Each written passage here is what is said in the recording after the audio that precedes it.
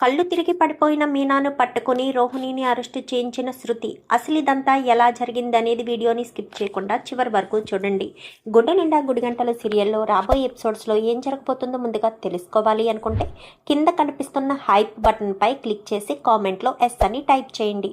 వీడియోని లైక్ చేసి ఛానల్ని సబ్స్క్రైబ్ చేసుకుని పక్కనే ఉన్న బెల్ సింబల్లో ఆల్ పై క్లిక్ చేయండి. రోహిణి నిజ స్వరూపం ప్రభావతి తెలుసుకోవాలి అని మీరు కూడా కోరుకుంటే కామెంట్లో రోహిణి అని టైప్ చేయండి.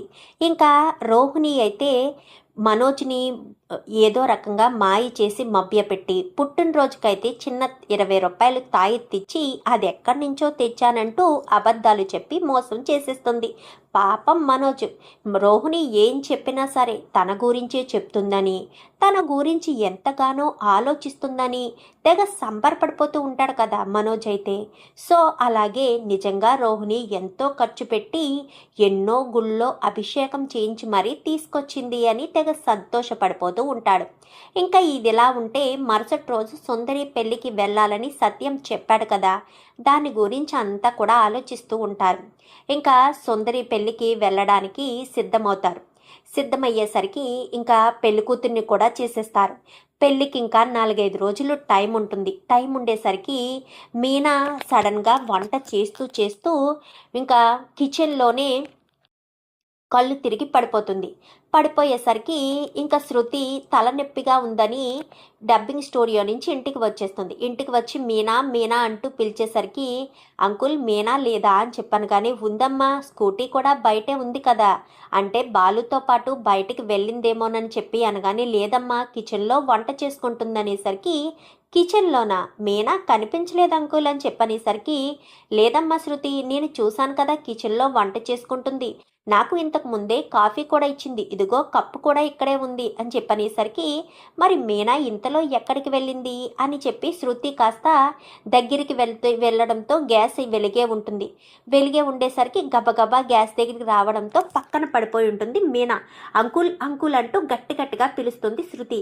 ఏమైంది శృతి అని చెప్పాను కానీ అమ్మ మీనా అంటూ సత్యం అంటాడు. ఏమైందో ఏంటో అని చెప్పి అంకుల్ కొంచెం వాటర్ ఇస్తారా అని చెప్పాను కానీ అలాగేనని గ్లాస్తో కొన్ని వాటర్ ఇచ్చేసరికి మొహం మీద నీళ్లు చిలకరించడంతో మీనా స్పృహలోకి వస్తుంది. అమ్మ మీనా ఏం జరిగింది అని చెప్పి ఇంకా సత్యం అడుగుతాడు. మీనా ఏమైంది మీనా అనగాని ఏమో తెలియదు శృతి, సడన్గా కళ్ళు తిరిగినట్టు అనిపించింది, ఇంకా తర్వాత ఏం జరిగిందో కూడా నాకు తెలియదు అని చెప్పనేసరికి ముందు ఇలా రామ్మా, ఆ గ్యాస్ కట్టేసేసరికి ఇలా రామ్మా అని తీసుకొచ్చి సోఫాలో కూర్చోబెట్టడంతో ఇంకా కళ్ళు తిరుగుతున్నాయా అని చెప్పాను కానీ అవును ఇంకా కళ్ళు తిరుగుతున్నట్టే ఉన్నాయి అనేసరికి అంకుల్ వెంటనే డాక్టర్కి ఫోన్ చేయండి అంకుల్ అని చెప్పాను కానీ సరేనని డాక్టర్కి ఫోన్ చేస్తాడు సత్యం బయటికి వెళ్ళి. ఈలోపు శృతి బాలుకి ఫోన్ చేస్తుంది. బాలు ఎక్కడున్నావనగానే నేను ఇప్పుడే కార్ షెడ్కి వచ్చాను డబ్బడమ్మా, ఏంటి ఏమైంది అని చెప్పాను కానీ నాకు తలపోటుగా ఉందని నేను డబ్బింగ్ స్టూడియో నుంచి ఇంటికి వచ్చేసాను. నేను వచ్చేసరికి కిచెన్లో మీనా కళ్ళు తిరిగి పడిపోయింది.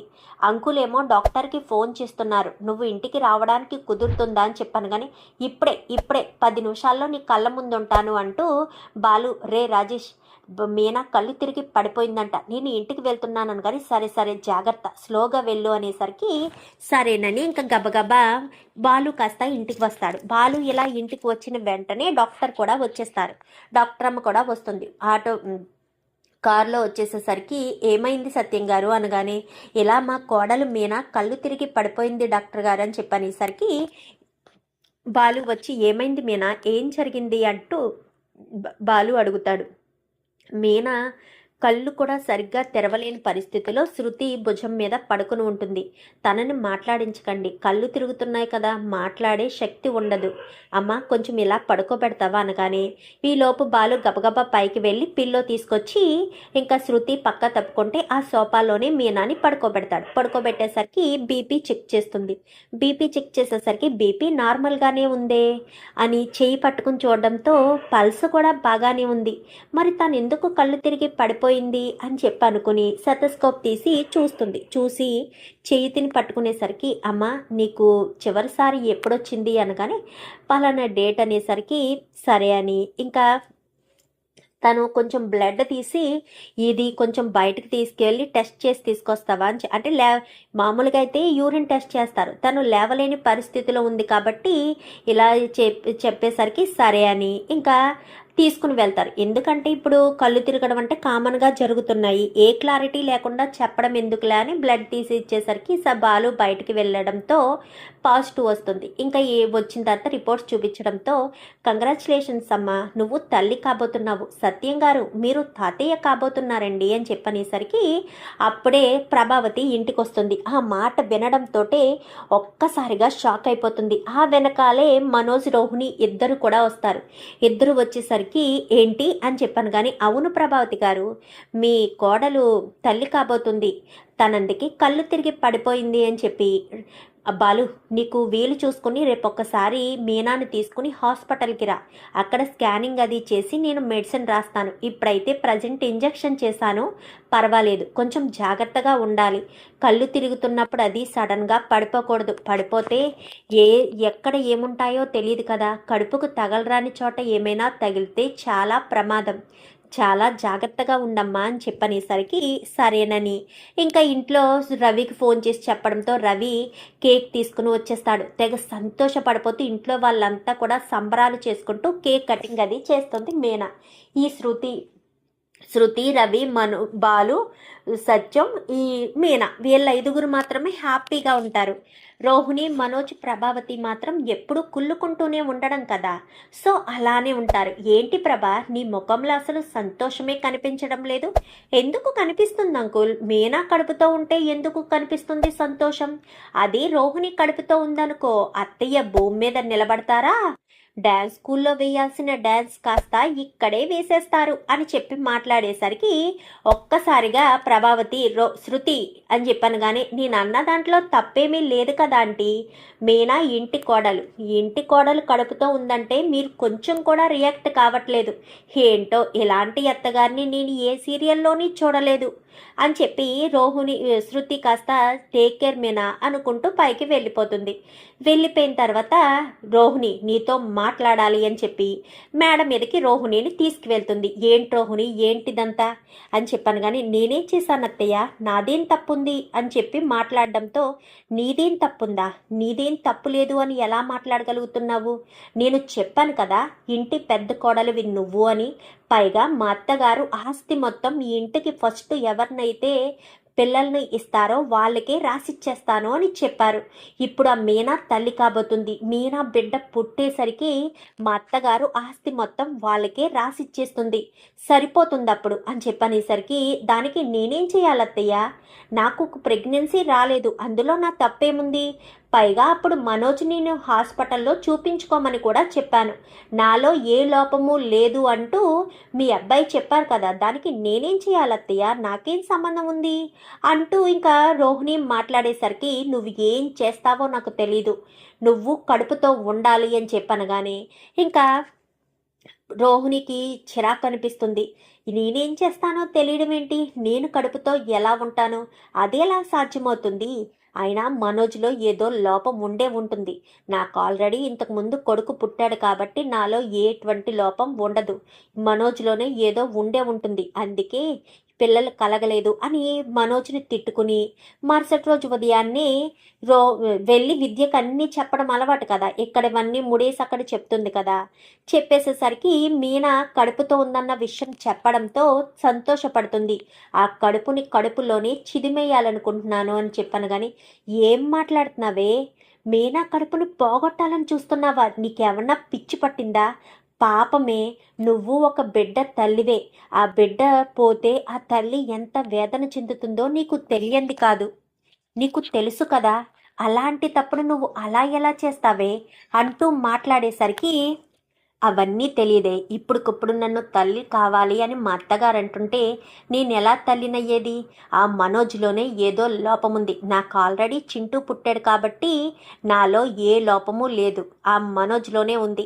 ఆ విషయం చెప్తుంటేనేమో నాలో ఏమీ లేదని మనోజ్ చెప్తున్నాడు, అందుకే నిర్ణయం తీసుకోవాల్సి వచ్చింది. నువ్వు గనక చెప్పావే అనుకో నా మీద ఒట్టే అని చెప్పాను కానీ మెంటల్, నీకేమన్నా పిచ్చి అంటే వద్దే అని చెప్పాను కానీ ఈ విషయంలో నేను నిర్ణయం నిర్ణయం తీసేసుకున్నానని చెప్పి ఇంకా నువ్వు ఏం చేస్తావో తెలీదు. నీకు ఫ్రెండ్ ఉంది కదా నర్సు, తనకి ఫోన్ చేసి ప్రెగ్నెన్సీ పోగొట్టడానికి ఏమైనా ఉంటే అవి ప్రిస్క్రిప్షన్ రాసి ఇవ్వడమో లేక తను తీసుకుని ఇవ్వడమో చేయమని చెప్పాను, కానీ వద్దే అనగానే ముందు ఫోన్ చెయ్యి అని చెప్పనేసరికి ఇంకా ఫోన్ చేస్తుంది. ఫోన్ చేసేసరికి సరే ఇస్తాను, ఎవరికి అనగానే అది నా ఫ్రెండు పెళ్ళికి ముందే ప్రెగ్నెంట్ అయింది, సో అందుకని అని చెప్పనేసరికి సరే సరే అని అబద్ధం చెప్తుంది. అబద్ధం చెప్పేసరికి తను అవి మాత్రలు ఇవ్వడంతో ఆ మాత్రలు కాస్త తీసుకొచ్చి అవి ఏకంగా 10 మాత్రలు ఇస్తుంది. 10 మాత్రలు ఇచ్చింది తెంగరది ఏం చేయాలి, ఒకటో రెండో తెచ్చుకుని మిగిలినవి విద్య దగ్గరే వదిలేయాలి.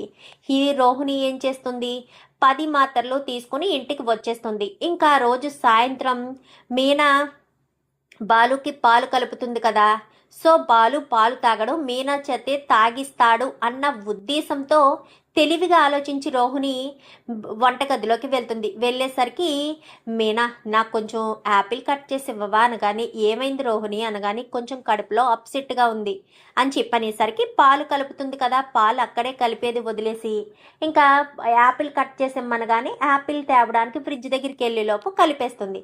కలిపేసేసరికి ఇంకా ఆ పాలు తీసుకొచ్చి బాలుకి ఇస్తారు. బాలుకి ఇచ్చేసరికి బాలు అంటాడు, రోహిణి అనుకున్నట్టుగానే ఈ పాలు నువ్వే తాగు, నువ్వు కడుపుతో ఉన్నావు, నీకు బలం అవసరం అనగానే మీరు తాగండి అనేసరికి వద్దు నువ్వే తాగు అంటూ మీనా చేతే బలవంతంగా తాగిస్తాడు. తాగించేసరికి మీనా పడుకుంటుంది. బాలుకి అర్జెంటుగా అంటే పెద్దవాళ్ళు ఆల్రెడీ చెప్తారు, వాళ్ళకి అర్ధరాత్రి పూట హార్ట్ అటాక్ వచ్చేసరికి ఫోన్ చేయడంతో బాలు వెళ్ళిపోతాడు. వెళ్ళిపోయేసరికి మీనా ఎప్పుడూ లేచినట్టే ఆ ట్యాబ్లెట్ పనిచేస్తుంది కానీ కొంచెం స్లోగా పనిచేస్తుంది. స్లోగా పనిచేసేసరికి ఉదయం లెగిసి మీనా బయట వాకలు తుడుస్తూ ఉండగా శృతికి ఎందుకో సడన్గా మెలకు వచ్చి కిందకు వస్తుంది. కిందకు వచ్చేసరికి మీనా తుడుస్తూ తుడుస్తూ ఇలా లోపలికి వచ్చి సడన్గా కళ్ళు తిరిగినట్టు అయ్యేసరికి పడిపోబోయేసరికి మీనా అనుకుంటూ గబ్బా వచ్చి మెట్ల మించి పట్టుకుంటుంది. పట్టుకునేసరికి ఇంకా అలా స్పృహ కోల్పోతుంది. ఇంకా మీనా స్పృహ కోల్పోవడంతో మీనా అని చెప్పాను కానీ ఇంకా ఇంట్లో వాళ్ళంతా గబగబా వచ్చేస్తారు. రోహిణి కూడా వచ్చేస్తుంది. ఏమైంది ఏం జరిగింది అనగానే ఏమో తెలియదు అంకుల్, మీనా పడిపోయింది అనేసరికి మీనా ఇంకా కంగారు నోరంట అదొక టైపులో నొరగలా వస్తుంది. నొరగలా వచ్చేసరికి ఏంటిది ఎలా వస్తుందని చెప్పి ఇంకా గబగబా శృతి కచ్చిఫ్తో తుడిచి మనోజ్ కార్ తీయి అని చెప్పాను కానీ సరే అని ఇంకా గబగబా కార్ తీస్తాడు. రవి ఇంకా అందరూ కూడా వెళ్తారు.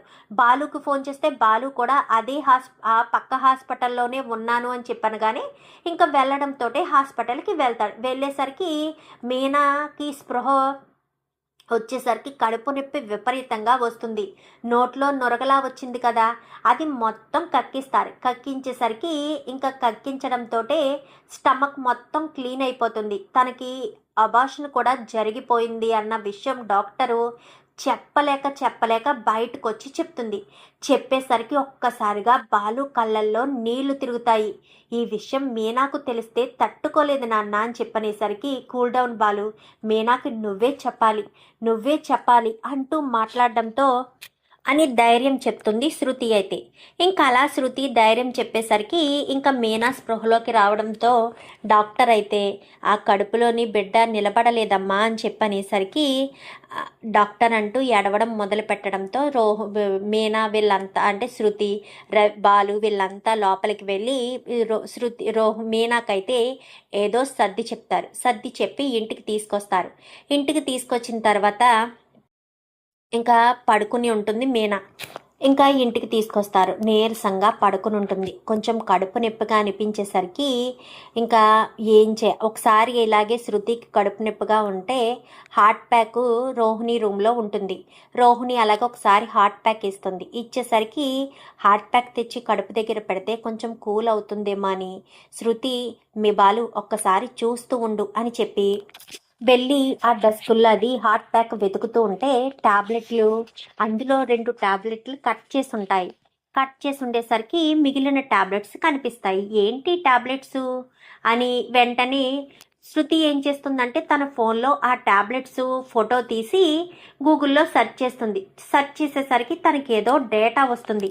రావడంతో అది చూసిన శృతి ఏంటివి, ఎలా వచ్చింది, ఎంతవరకు నిజం ఎంతవరకు అబద్ధమని హార్ట్ ప్యాక్ కనిపించదు, కొనుక్కుని తీసుకొద్దాము అన్న ఉద్దేశంతో నేను ఇప్పుడే వస్తాను బాలు అనుకుంటూ బయటికి వస్తుంది. బయటికి వచ్చేసరికి మెడికల్ షాప్ దగ్గరికి వెళ్ళి అవి చూపించి ఫోటో తీసింది కదా, ఫోటోని చూపించి ఈ ట్యాబ్లెట్స్ దేనికోసం వాడతారు అనేసరికి ఇవి కడుపుతో ఉన్న వాళ్ళకి కడుపు పోవడానికి వాడతారు అని చెప్పి మెడికల్ షాప్లో పనిచేసే వాళ్ళకి అవన్నీ తెలుస్తాయి కదా. సో చెప్తారు. చెప్పేసరికి ఇంకా రోహిణి మీద అనుమానం పూర్తిగా ఉంటుంది. ఇంకా ఇంటికి వచ్చిన తర్వాత మీనా, నువ్వు చివరిసారిగా ఏం చేసావో కొంచెం గుర్తు తెచ్చుకుని చెప్పగలవా అని చెప్పాను. కానీ నేను ఆయన కోసం అందరం భోజనం చేసిన తర్వాత ఆయన కోసం పాలు కలపడానికి వంటగదికి వెళ్ళాను. అప్పుడు రోహిణి వచ్చి నాకు కొంచెం అనీజీగా ఉంది అని చెప్పింది. అనీజీగా ఉండడం ఏంటి, తను మనతో పాటు డిన్నర్ చేసింది కదా, అదేంటి మరి అనీజీగా అనిపించింది అంత తిన్న తర్వాత యాపిల్ ఎందుకు కట్ చేయమంటుంది, ఏదో చేయడానికి. అప్పుడు పాల గ్లాస్ ఎక్కడుంది అనగానే కిచెన్లోనే ఉంది అనేసరికి మరి రోహిణి ఏం చేస్తుంది, నేను యాపిల్ కట్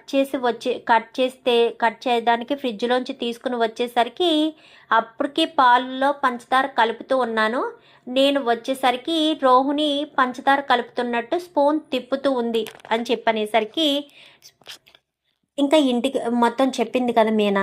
అయితే అప్పుడు అర్థమవుతుంది శృతికైతే. అర్థమైన శృతి సరాసరి ఏమీ చెప్పకుండానే పోలీస్ స్టేషన్కి వెళ్తుంది. పోలీస్ స్టేషన్కి వెళ్ళి కంప్లైంట్ చేస్తుంది. ఏంటమ్మా నువ్వు చెప్పేది అనగానే, అవును, తను మా ఇంట్లో కడుపుతో ఉన్న అమ్మాయి కడుపు పోగొట్టడానికి ఈ మాత్రలు కలిపింది, ఇవి తన రూమ్లో నేను చూశాను, మెడికల్ షాప్లో అడిగితే ఇవి అందుకే తీసుకొస్తారు అని చెప్పారు అని చెప్పనేసరికి నిజంగా నువ్వు నమ్ముతున్నావమ్మా అనగానే, అబద్ధం చెప్పవలసిన అవసరం లేదు అంటూ మీరే మీ స్టైల్లో తేల్చుకుంటే అడిగితే అన్నీ బయటకు వస్తాయి అని చెప్పనేసరికి సరే అని ఇంకా లేడీ కానిస్టేబుల్ తీసుకుని ఇన్స్పెక్టర్ ఇంటికి వస్తాడు. ఇక్కడ రోహిణి అంటే ఎవరు అని చెప్పనేసరికి ఎవరు అని చెప్పి బాలు వీళ్ళంతా కూర్చుని ఉంటారు, మీనా కూర్చుని ఉంటుంది, రోహిణి మనోజ్ అప్పుడే వస్తారు. రోహిణి అంటే నేనే, మీరెందుకు వచ్చారు అనేసరికి నిన్ను అరెస్ట్ చేయడానికి వచ్చాను అనగానే, ఎందుకు, నా మీదే కంప్లైంట్ ఎవరు చేశారు, ఏమని చేశారు అనగాని నేనే కంప్లైంట్ చేశాను అని చెప్పి శృతి చెప్తుంది. నువ్వు కంప్లైంట్ చేసావా? అవును, మీనా కడుపులో బిడ్డ ప్రాణం పోవడానికి, కడుపులోని బిడ్డ కడుపులోనే చనిపోవడానికి కారణం నువ్వే అని చెప్పనేసరికి ఏంటి శృతి ఏం మాట్లాడుతున్నావు అనగానే చెంప పగలగొడుతుంది. నీ రూమ్లో నేను ఈ ట్యాబ్లెట్స్ చూశాను, ఈ ట్యాబ్లెట్స్ దేనికి అంటే దీనికోసమని చెప్పారు అనేసరికి శృతి అని చెప్పాను. కానీ చెప్పు, నీకోసం తెచ్చుకున్నావా అంటే నీకు కడుపు వచ్చి పోగొట్టుకోవడానికి తెచ్చుకున్నావు, 2 ట్యాబ్లెట్లు అందులోంచి తీసావు, రాత్రి పైగా నువ్వు మాతో పాటు డిన్నర్ చేసి నాకు అనీజీగా ఉంది నేను డిన్నర్ చేయలేదు అని చెప్పావు. మీనా నిజమేనేమో అనుకుంది, తను వేరే పనిలో ఉండి నువ్వు ముందే తినేసావు కదా, తినేసిన సంగతి తనకు తెలియక నిజంగా అందరితో పాటు కూర్చుని తినలేదు కాబట్టి తినలేదని అనుకుని యాపిల్ కట్ చేయడానికి ఫ్రిడ్జ్ దగ్గరికి వెళ్ళేలోపు నువ్వు ఆ 2 ట్యాబ్లెట్స్ ఆ పాలల్లో కలిపేశావు.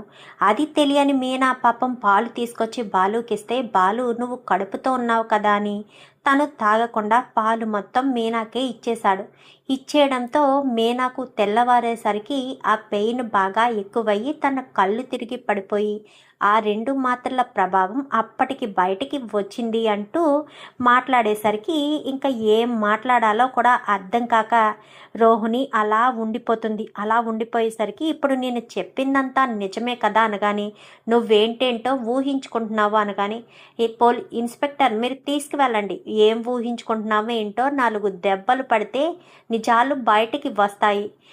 కానీ చాలా తప్పు చేసావు రోహిణి, మీనా కడుపుతో ఉంది, కడుపులో ఉన్న బిడ్డను చిదిమేశావు, ఎంత బాధ ఉంటుందో నీకు తెలుసా, ఎంత వేదన ఉంటుందో నీకు తెలుసా, ఆ బాధను నువ్వు తట్టుకోలేవు. కానీ మీనా పాపం ఎలా తట్టుకుంటుందనుకుంటున్నావు, ఇంట్లో వాళ్ళందరి ఆకలి తీర్చే మీనాకు ఈ కష్టం నువ్వు కలిగించినందుకు నాకు చాలా బాధ అనిపిస్తుంది అంటూ ఇంకా ఎంతగానో శృతి మాట్లాడేసరికి పోలీసులు కాస్త అరెస్ట్ చేసి తీసుకువెళ్ళిపోతారు. ఇంకా శృతి మీద ఎవరైనా మాట్లాడితే శృతి ఎక్కడ ఎదిరించి సమాధానం చెప్తుందో అని ఏ నమ్మకం ఏది లేకుండా శృతి ఎవరి మీద నింద వెయ్యదు కాబట్టి నిజంగానే అలా జరుగుంటుంది అని చెప్పి ఇంకా శృతి నమ్మింది అని అందరూ కూడా సైలెంట్ అయిపోతారు. బాలు కూడా చాలా బాధపడతాడు. ఇంకా మీనాని ఇక్కడ ఉంచడం అంత మంచిది కాదని బాలు మీనాని వాళ్ళ అమ్మ వాళ్ళ ఇంటికి తీసుకువెళ్ళు, ఒక 10 రోజులు అక్కడ ఉన్న తర్వాతే మీనా ఇక్కడికి వస్తుంది అనేసరికి సరే నాన్న అని మీనాని కాస్త పుట్టింటికి తీసుకువెళ్తాడు. పుట్టింటికి తీసుకెళ్ళి పుట్టింట్లోనే మీనాని అక్కడే ఉండమని చెప్తాడు. బాలు అక్కడికి ఇక్కడికి వెళ్తూ తిరుగుతూ వస్తూ ఉండేసరికి ఇంకా మీనానైతే పార్వతి వాళ్ళ ఇంటికి తీసుకెళ్తారు. జరిగిన విషయం అంతా కూడా పార్వతి వాళ్ళకి చెప్పారు కాబట్టి పార్వతి చాలా జాగ్రత్తగా మీనాని చూసుకోవడం, బాలు కూడా అప్పుడప్పుడు వెళ్ళి మీనా దగ్గరికి వెళ్ళి మీనాతో ఉండడం, సత్యం కూడా మీనా దగ్గరికి వెళ్తుంది. ఇంకా వెళ్తాడు. శృతి రవి కూడా మీనా దగ్గరికి వెళ్తారు. కొన్ని రోజులకి ఇంకా రోహిణి కాస్త నిజం ఒప్పుకుంటుంది. పోలీసులు కొట్టే దెబ్బలకి నిజం ఒప్పుకోకుండా ఉంటారా? ఖచ్చితంగా రోహిణి నిజం ఒప్పుకుంటుంది. ఒప్పుకునేసరికి ఇంకా ప్రభావతి కూడా రోహిణిని అసహించుకుంటుంది. నువ్వు ఇంత దుర్మార్గురాలవని అనుకోలేదు అనగాని మీ వల్లే అత్తయ్య అని చెప్పాను, కానీ నేనేం చేశానే? నిన్ను కడుపు తెచ్చుకోమని చెప్పానే తప్ప దాని కడుపులోని బిడ్డను తీసేమని నేను చెప్పలేదు కదా. అయినా నేను బిడ్డల కన్నా తల్లినేనే, నాకు బాధ ఉంటుంది. అయినా సరే ఆ బాధ ఏమీ అర్థం చేసుకోకుండా దాని కడుపులో బిడ్డను చిదిమేమని నీకు చెప్పానా? చెప్పలేదు కదా. అది నాకు మాత్రం అర్థం కాదు. నిన్ను కేవలం నువ్వు కడుపుతో ఉండాలి అని కోరుకున్నానే తప్ప దాని కడుపులో ఉన్న బిడ్డ ప్రాణం పోవాలని నేను ఏ రోజు కోరుకోలేదు. కానీ ఎంత కర్కశంగా ఎంత దారుణంగా ఒక ఆడదాని వయ్యుండి ఎలాంటి పిచ్చి పని చేస్తావని కలలో కూడా అనుకోలేదు అంటూ ఇంకా మాట్లాడేసరికి ప్రభావతికి ఇంకా ఏం చేయాలో అర్థం కాక చిచ్చి అనుకుంటూ ఇంకా రోహిణిని కొన్ని రోజులకి వీళ్ళంతా వెళ్ళి విడిపించుకుని తీసుకొస్తారు కానీ ఇంట్లో వాళ్ళు ఎవ్వరు కూడా సరిగ్గా మాట్లాడరు. శృతి రవి ఇంకా ఎవ్వరు కూడా సరిగ్గా మాట్లాడరు. మనోజ్ కూడా అంతంత మాత్రంగానే మాట్లాడుతూ ఉంటాడు. ఇంకా మాట్లాడుతుండేసరికి మీనా కొన్ని రోజులకి కోలుకొని ఇంటికి వస్తుంది. అలా ఇంటికి వచ్చిన తర్వాత అమ్మ మీనా కొన్ని రోజులు రెస్ట్ తీసుకోవచ్చు కదా అని చెప్పనేసరికి లేదులే మామయ్య అని చెప్పి మీనా మళ్ళీ ఇక్కడికి వచ్చి తన పనిలో తను కొంచెం బిజీ అవుతుంది. బిజీ అయ్యేసరికి బాలు కూడా తన పనిలో తను కొంచెం బిజీ అయ్యి జరిగిన విషయాలన్నీ కూడా మర్చిపోతూ ఉంటాడు. బాలు అయితే మర్చిపోతూ ఉండేసరికి ఇంకా మీనా కొన్ని రోజులకి సెట్ అవుతుంది. కానీ రోహిణి విషయంలో మీనా విషయంలో రోహిణి చేసిన పనిని ప్రభావతి కూడా సమర్థించదు. మీనాకు ఇంతకు ముందులా కేకలు వేయడం, గట్టిగా అదరడం, గట్టిగా మాట్లాడి అరిచి మరీ సమాధానాలు చెప్పడం అలాంటివేమీ కూడా మీనాకు చెప్పడం మానేస్తుంది ప్రభావతి అయితే. ఇంకా మీనాతో కొంచెం నార్మల్గానే మాట్లాడుతుంది. ఇంకా మీనా తన పని తను చేసుకుంటూ ఇంట్లో తను చేయాల్సిన పని చేస్తూ ఉంటుంది. ఇంట్లో ఎలాంటి గొడవలు ఉండవు. ఎవరి పనులు వాళ్ళు చేసుకుంటారు. ఎప్పుడైనా శృతి మీనా ఇద్దరు మాట్లాడుకోవడం చేస్తూ ఉంటారు తప్ప మిగిలిన వాళ్ళు ఎవరు కూడా ఎవరితో మాట్లాడరు. వాళ్ళ పని వాళ్ళు నార్మల్గా ఎప్పుడూ చేసుకున్నట్టుగానే చేసుకుంటూ ఉంటారు. ఇంకా ఇలా జరుగుతూ ఉంటుంది. కానీ రోహిణి చేసిన పనిని మాత్రం ఇంట్లో వాళ్ళు ప్రతి ఒక్కరు అసహించుకునేటట్టుగానే చేస్తుంది. శృతికి మాత్రం రోహిణి చేసిన పనికి చాలా చాలా కోపం వస్తుంది. చాలా కోపం మాత్రం రోహిణి మీద చూపిస్తుంది. చూద్దాం మరి రాబోయే ఎపిసోడ్స్లో మరి రోహిణి మీద ఇంతమంది ఇంతలా కక్ష కట్టి ఇంత కోపం చూపిస్తారని, రోహిణి చేసిన పనికి ప్రభావతి సైతం రోహిణిని దూరం పెట్టాలని మీరు కూడా కోరుకుంటే వీడియో నచ్చితే లైక్ చేసి ఛానల్ని సబ్స్క్రైబ్ చేసుకొని పక్కనే ఉన్న బెల్ సింబల్లో ఆల్ పై క్లిక్ చేయండి. ఇలా చేయడం వల్ల మేము పెట్టే ప్రతి వీడియో కూడా నోటిఫికేషన్ రూపంలో ముందుగా చూడగలుగుతారు. Thank you for watching.